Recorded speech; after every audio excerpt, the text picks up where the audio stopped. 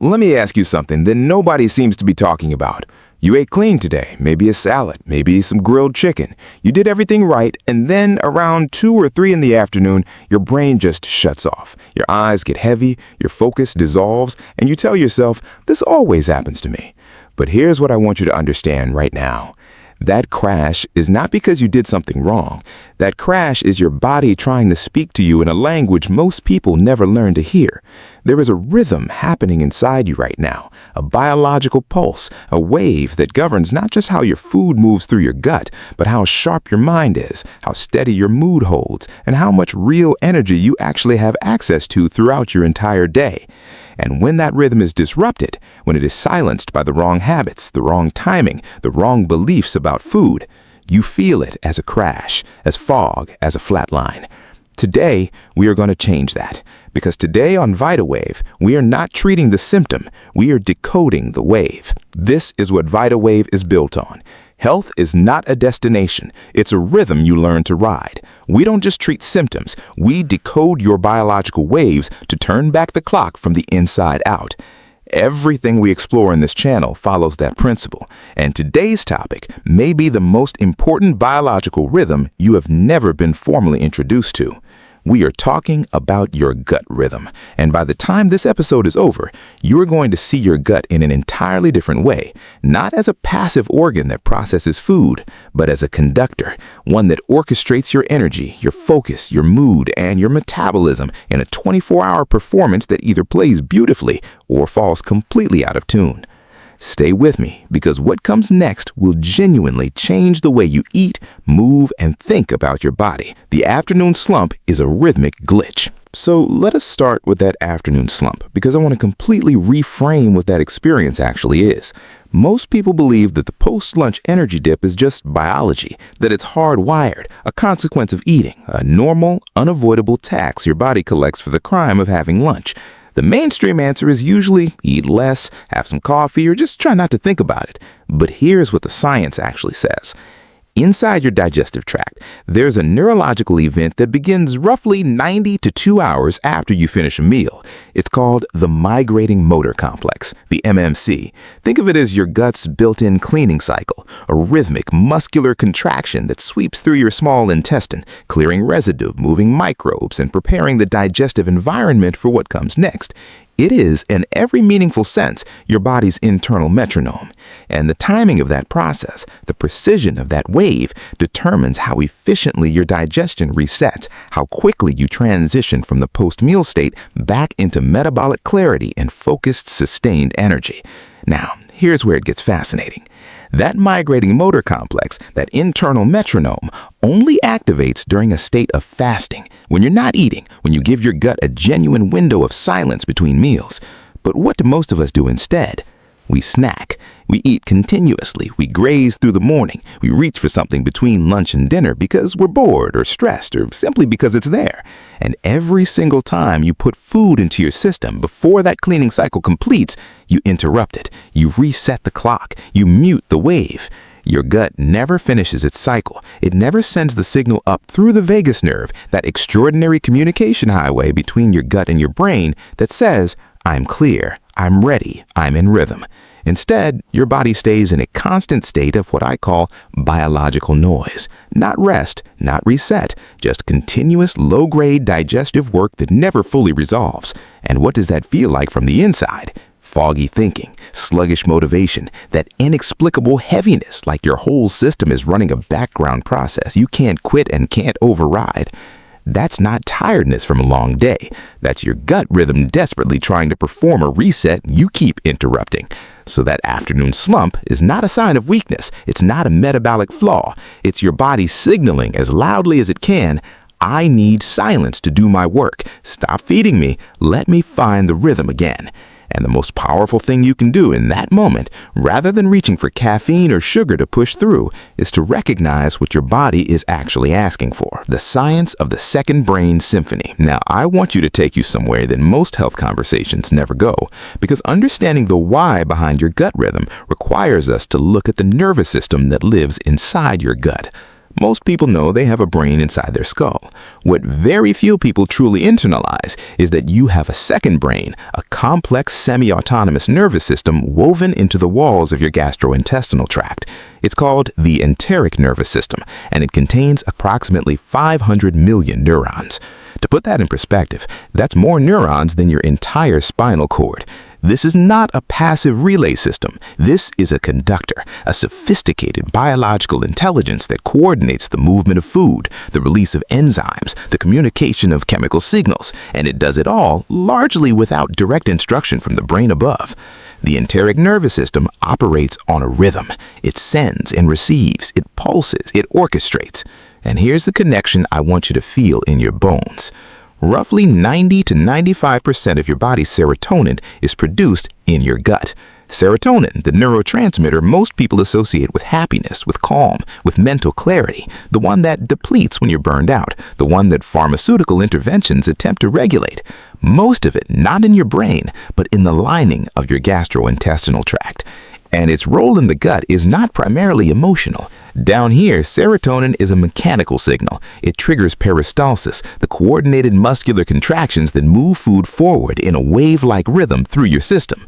But here's what matters for your energy and your mental performance. When your gut produces serotonin in a healthy rhythmic pattern, when the wave is smooth and consistent, some of that serotonin signal travels upward through the vagus nerve and directly influences your brain's own serotonin pathways. A rhythmic gut equals a rhythmic mind. A disrupted gut, one that's overwhelmed, inflamed, or trapped in that state of biological noise, sends erratic, incomplete signals upward, and your brain, receiving those signals, translates them as what you experience as difficulty concentrating, low motivation, a sense of mental heaviness that no amount of willpower can completely override. That's the missing link that nobody is drawing clearly enough. The gut is not just your digestive system, it is part of your cognitive infrastructure. The quality of the signal your gut sends up is directly connected to the quality of your focus, your mood, and your sustained mental output. And when we talk about energy, most people are thinking calories, fuel, input versus output. But the deeper truth is that your felt experience of energy, that switched on, clear, flowing state, is a neurochemical event. And that neurochemical event is being shaped in a profound way by the rhythm of your gut. A synchronized gut is not just comfortable, it is functionally a performance organ. Now we get to the part where the research of 2026 has become genuinely undeniable.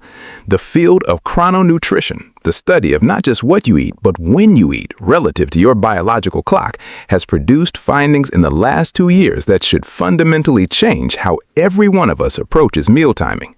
Here is the core principle. When you eat dictates your insulin rhythm more powerfully than what you eat. That is not a simplification. That is the direction the data has been pointing for years, and the 2025 and 2026 cohort studies have made it impossible to dismiss. Your body has circadian clocks embedded not just in your brain, but in every metabolic organ, your liver, your pancreas, your gut lining. These peripheral clocks govern how efficiently you process glucose, how sensitively you respond to insulin, how completely you absorb nutrients. Eat in alignment with those clocks. Your metabolism runs clean, efficient, rhythmic.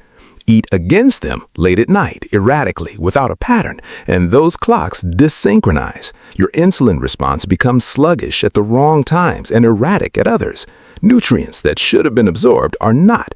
Inflammatory signals that should have been quiet are not. Your metabolic performance degrades, not because of the food itself, but because of the timing. But there is something even more specific I want you to carry out of this segment, because it is the piece most people are completely missing in the conversation about meal frequency. It is the space between meals. I call it intermeal silence. And it is not a restriction. It is not a punishment. It is a biological necessity. Remember the migrating motor complex, your internal cleaning wave? It takes roughly 90 minutes to complete one full sweep of the small intestine. For a truly thorough gut reset, your body ideally needs a window of 3 to 5 hours between meals, without snacking, without continuously topping up the fuel tank. During that silence, several critical things happen simultaneously. Your gut lining completes its cleaning cycle and removes bacterial overgrowth and residual fermentation products that contribute to bloating and cognitive fog. Your small intestine resets its enzyme production in preparation for the next nutritional input. Your liver enters a brief metabolic pause that allows it to process and export toxins more efficiently.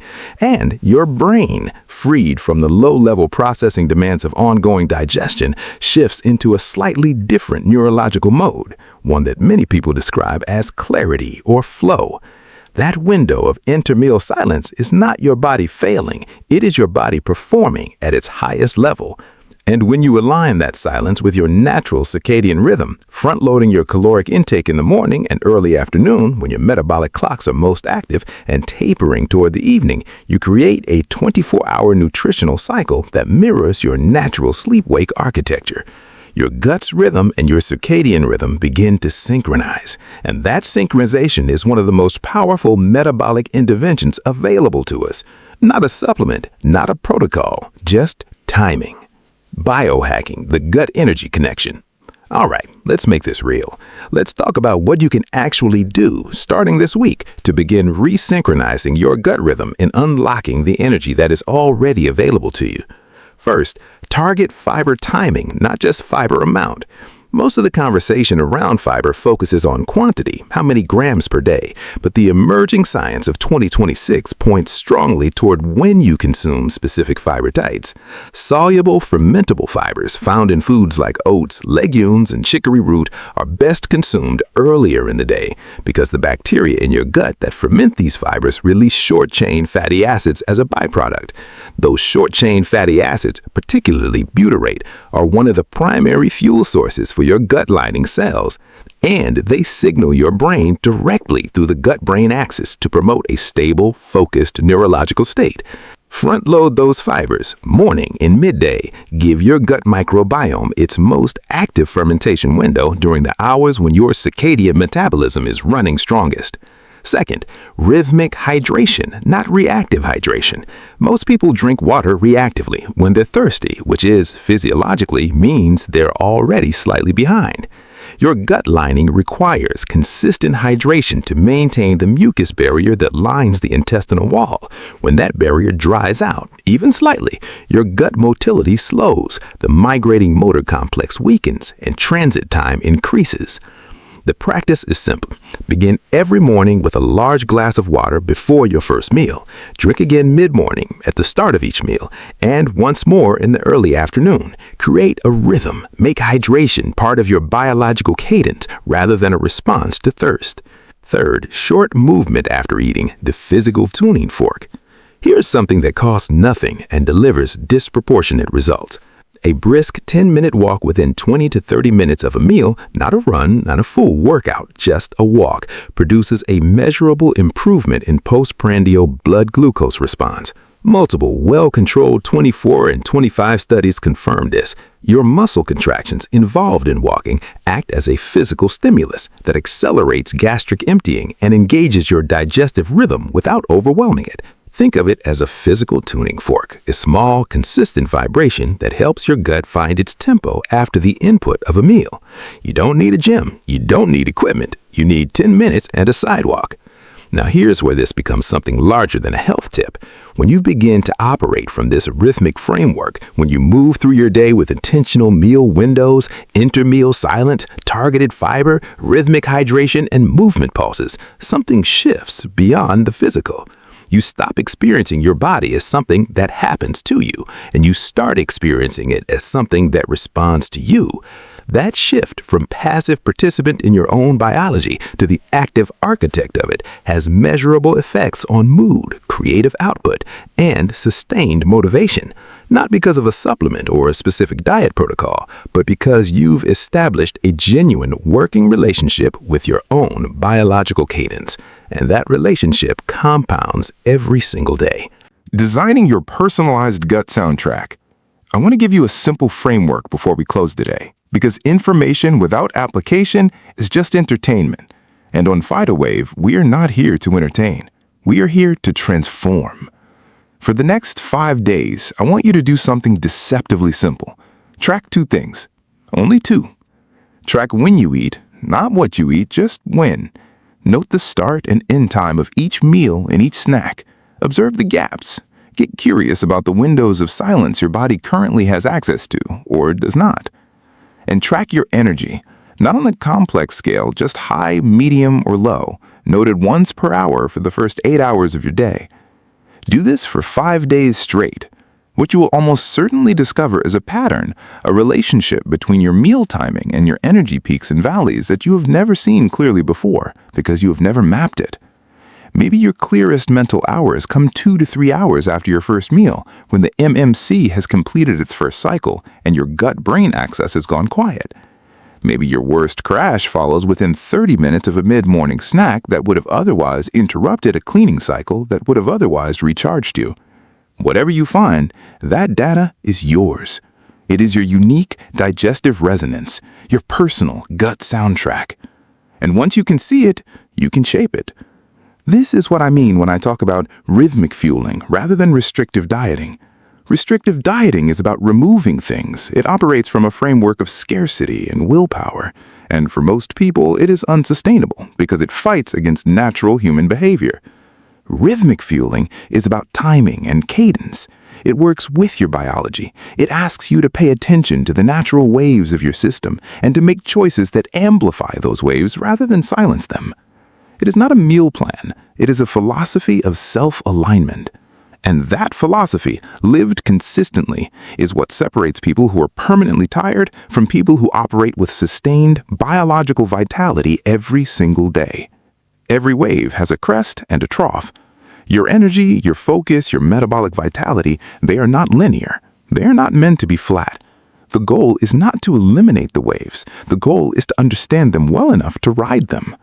When your gut is in rhythm, you feel it as clarity, as flow, as that rare, wonderful sensation of being genuinely switched on, not forced or caffeinated into performance, but organically, biologically alive. And when your gut is out of rhythm, you feel that too, as fog, as drag, as that chronic low-grade depletion that no matter of effort seems to fix. The difference between those two states is not willpower, it is not genetics, it is not luck. It is alignment with your own biology. So, here is your invitation from VitaWave. Start listening to the rhythm your body is already playing. Because health is not a destination, it is a rhythm you learn to ride. And we are here every single week to help you decode your biological waves and turn back the clock from the inside out. If this episode landed for you, if something clicked, share it with one person who has been dealing with that afternoon crash and has never understood why. That person needs this conversation. Subscribe to VitaWave and leave a comment below. What time does your energy typically crash? Let us decode it together. And here's something I want you to sit with before next week. If your gut rhythm is disrupted, and now you know why it might be, there's a very good chance your sleep architecture is disrupted too, because these two systems share the same biological clock. They rise and fall together. Next week on VitaWave, we're decoding circadian sleep waves, the hidden connection between how your body repairs itself during the night and how much genuine energy you actually wake up with in the morning. We'll look at exactly why some people sleep 8 hours and still feel exhausted, and what the new 2026 sleep science says about repairing that cycle from the inside out. That episode builds directly on everything we covered today. You'll want to be here for it. Until then, stay in rhythm. I'm Dr. Elias Site. This is VitaWave.